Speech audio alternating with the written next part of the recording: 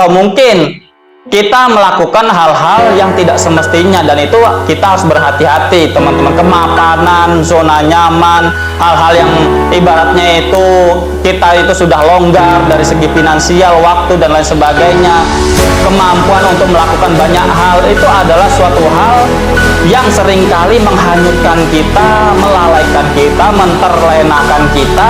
Dan apabila kita sudah terlena dan tidak berhati-hati dalam menjalani kemapanan atau zona-zona nyaman itu, seringkali kita melakukan hal-hal yang abnormal, yang tidak semestinya, karena kita memiliki keleluasaan yang berlebih, memiliki ibaratnya itu kemampuan yang berlebih, sehingga kita merasa bahwa oh, kita mampu, jadi kita bisa melakukan banyak hal, kita punya keleluasaan yang lebih, sehingga kita bisa melakukan hal-hal yang lebih dari biasa.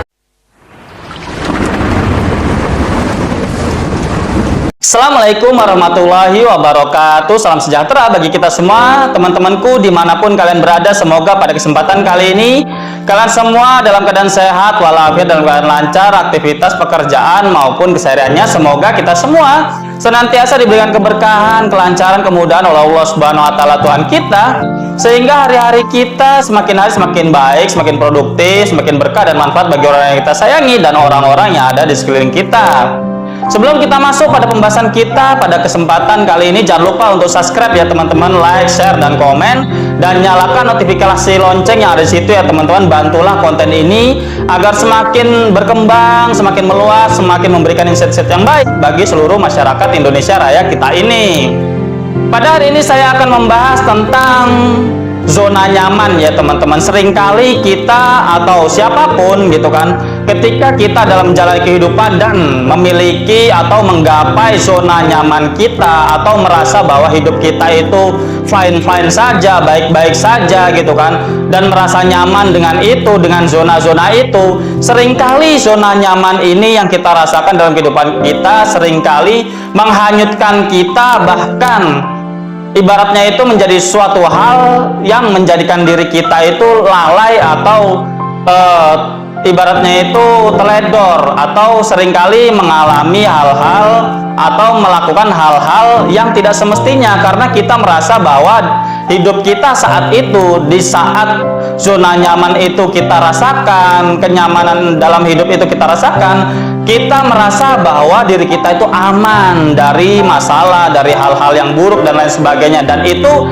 seringkali mematikan teman-teman, dalam artian seringkali akan menjadi hal yang sangat buruk bagi kita apabila kita tidak waspada dan berhati-hati dalam menikmati atau ibaratnya itu merasakan zona nyaman dalam kehidupan kita itu teman-teman. Untuk itu marilah kita bahas lebih dalam segmen olah pikir, mengolah pikiran, merenungi kehidupan dan berbagai hal yang terjadi dalam kehidupan ini.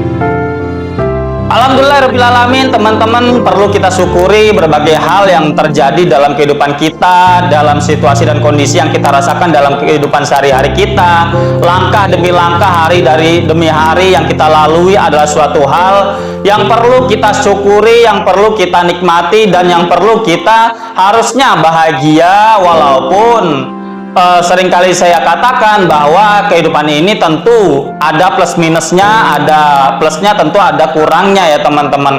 Apabila kita selalu menganggap bahwa diri kita itu kurang, selalu melihat apa yang belum kita miliki, dan mengharapkan atau terlalu bernafsu untuk menggapai apa hal-hal yang belum kita miliki, seringkali itu semua menjerat kita atau menuntun kita kepada ketidaksyukuran atau menjauhkan kita kepada kebahagiaan teman-teman, karena kita merasa bahwa diri kita itu selalu kurang, selalu minus, atau selalu tidak sama dengan orang lain yang mungkin kita perhatikan di sosial media, atau mungkin yang kita lihat di kehidupan nyata, kebertetanggaan kita, mungkin di lingkungan pekerjaan dan lain sebagainya gitu kan. Itu adalah hal yang perlu kita hindari teman-teman. Pada dasarnya kita hidup itu mesti ada hal karunia dari Tuhan Allah Subhanahu wa taala yang bisa kita nikmati, yang bisa kita itu syukuri sekecil apapun itu. Bahkan apabila banyak sekali ulama atau agamawan gitu kan bahkan ibaratnya itu mengatakan apabila kita menghitung nikmat atau hal-hal yang baik yang diberikan Tuhan Allah Subhanahu wa taala kepada kita, sesungguhnya kita sebetulnya tidak akan bisa mampu menghitungnya, teman-teman.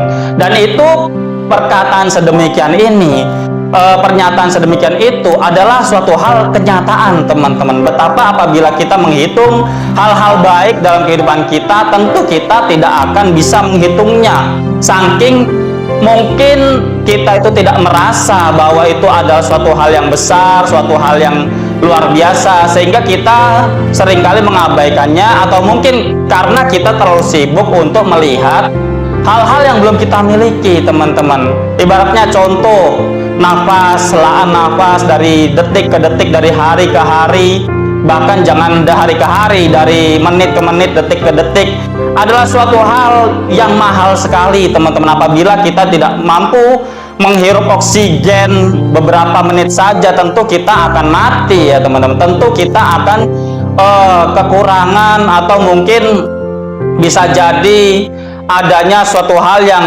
membahayakan bagi tubuh kita ya, teman-teman. Ibaratnya pada wabah corona beberapa tahun yang lalu gitu kan, apabila terkena corona kemudian paru-paru itu ibaratnya itu tidak mampu menyerap oksigen dengan baik, itu bahkan akan membahayakan diri kita. Dan itu adalah satu hal yang sering kali kita abaikan, yang sering kali kita lupakan. Bahkan hal-hal yang sangat krusial dalam kehidupan kita itu adalah nafas yang kita hirup, hal-hal yang kita nikmati, rizki yang mungkin kita ibaratnya itu dapatkan. Rizki itu banyak ya, nggak cuma uang, kenyamanan hidup dan lain sebagainya ya, teman-teman. Itu semua adalah hal yang banyak sekali yang bisa kita syukuri, teman-teman.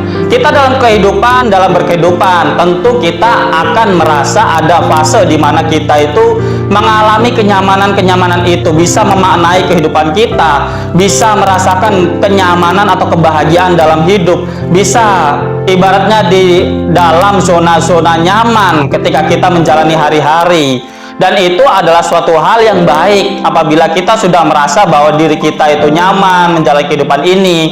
Kita merasa bahwa kita ada di zona yang baik dalam menjalani kehidupan, dalam melangkah hari demi hari. Itu adalah ciri-ciri hal yang baik. Namun bisa jadi hal itu juga akan melalaikan kita, teman-teman. Hal itu kadang atau bahkan seringkali menjadikan kita tidak mawas diri, waspada, dan menjaga diri kita dengan lebih baik. Entah itu secara sikap, kelakuan, perilaku, dan lain sebagainya. Seakan-akan hidup ini penuh dengan karunia, seakan-akan tidak akan ada hal buruk yang akan menimpa kita, seakan-akan segala sesuatunya itu adalah hal yang akan terus berjalan baik.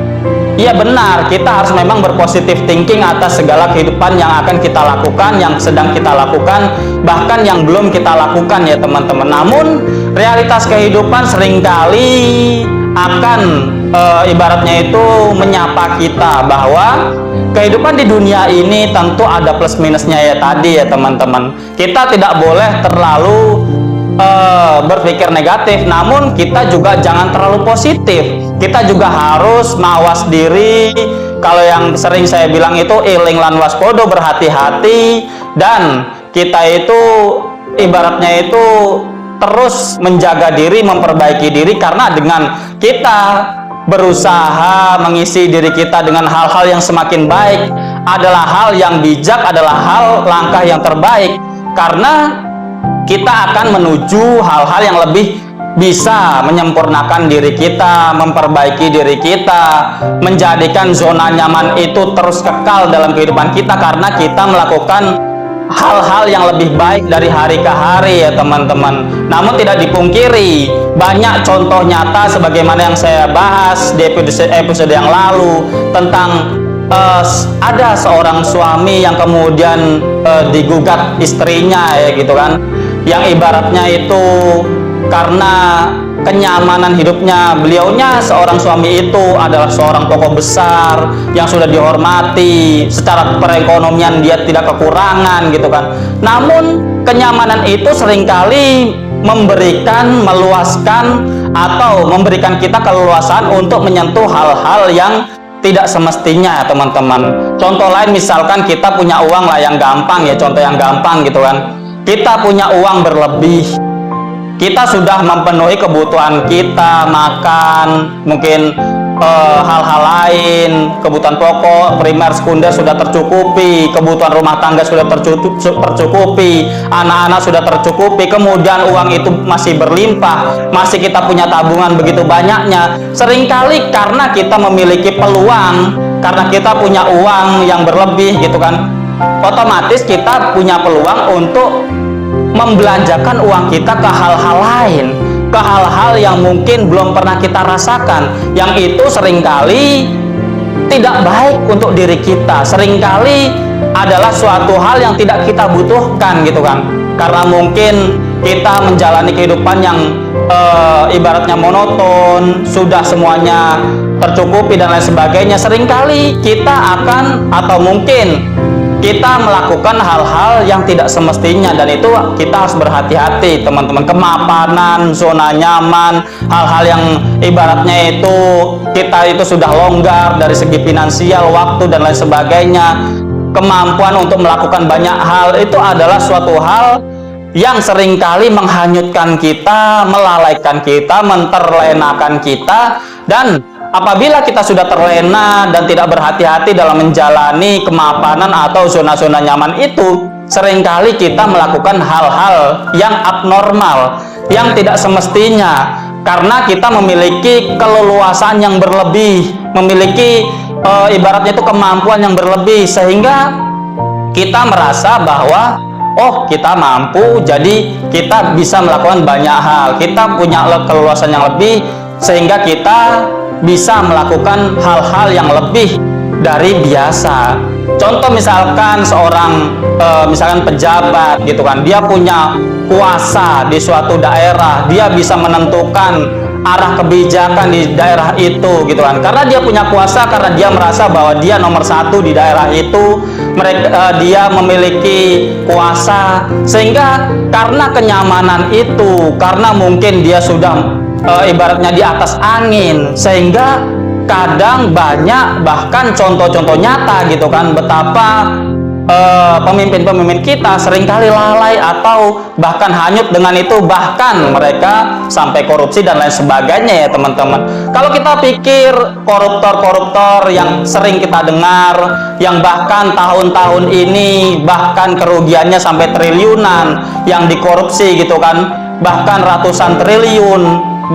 Kalau dulu kita jarang sekali melihat korupsi itu sampai triliunan, kalau tahun-tahun terakhir ini sampai triliunan. Apakah mereka itu adalah seorang yang kurang? Apakah mereka itu ibaratnya itu nggak bisa makan hari-harinya? Apakah mereka itu tidak bisa menafkahi istri dan anaknya? Apakah mereka itu kurang dari segi bisa jalan-jalan dan lain sebagainya, bisa leluasa ini itu gitu kan, bahkan mereka punya kuasa gitu kan? Tentu mereka punya segalanya teman-teman. Mereka sudah cukup apabila kita lihat dari kacamata kita sebagai rakyat biasa gitu kan. Uang jangankan triliunan gitu kan, ratusan juta bagi kita itu adalah suatu hal yang besar. Apabila kita menimbang, merenungi, merasakan, apakah sebetulnya mereka kurang? Tidak gitu kan, bahkan mereka berlebih. Bahkan dikatakan yang kemarin itu sampai bisa menghadiahkan anaknya yang masih balita dengan private jet yang harganya ratusan miliar. Itu kan adalah suatu hal yang bagi orang awam, bagi kita rakyat biasa adalah suatu hal yang nggak masuk akal gitu kan.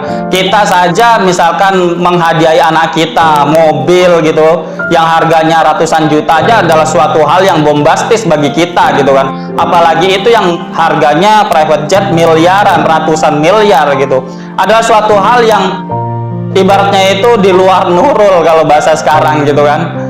Itu adalah hal contoh nyata, kadang kenyamanan dalam hidup, keberlimpahan dalam hidup, zona nyaman dalam hidup bisa jadi adalah suatu hal yang menghanyutkan diri kita kepada kehancuran, bahkan mematikan kehidupan kita yang tadinya berwarna, yang tadinya luar biasa, penuh dengan keberlimpahan, bisa hancur seketika karena kita tidak bijak dalam ibaratnya itu memaknai atau menjalani zona nyaman itu, keberkahan, keberlimpahan itu semua, sehingga pada akhirnya adalah suatu kehinaan, jatuh kepada lubang yang begitu hina dalam kehidupan kita. Jadi itu teman-teman, hati-hatilah, berhati-hatilah dalam menjalani hidup, karena saya yakin Tuhan Allah Subhanahu wa Ta'ala akan mentakdirkan kita suatu saat nanti.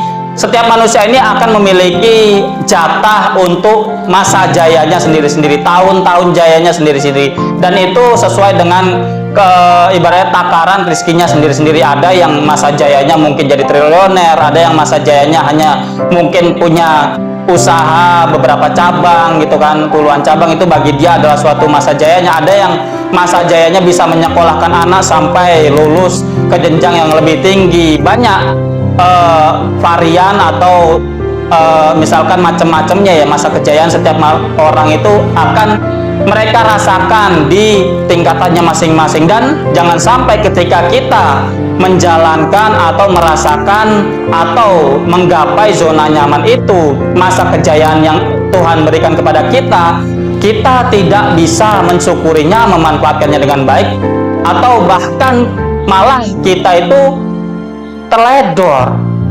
ibaratnya itu hanyut dengan itu. Jangan sampai itu semua terjadi teman-teman, karena itu semua adalah pada dasarnya suatu hal yang akan menguji kita di dunia ini. Betapa kesulitan, kemapanan, baik dan buruk adalah suatu hal ujian atau suatu hal yang ibaratnya itu menempa kita. Apakah kita tetap bisa balance ataukah kita akan hanyut atau bahkan jatuh karenanya. Jadi itu teman-teman, terima kasih atas segala perhatian. Kurang lebihnya saya mohon maaf. Tetap semangat, tetap optimis, positive thinking atas segala kehidupan. Berhati-hatilah dalam menjalani kehidupan ini. See you next video. Bye bye. Wassalamualaikum warahmatullahi wabarakatuh.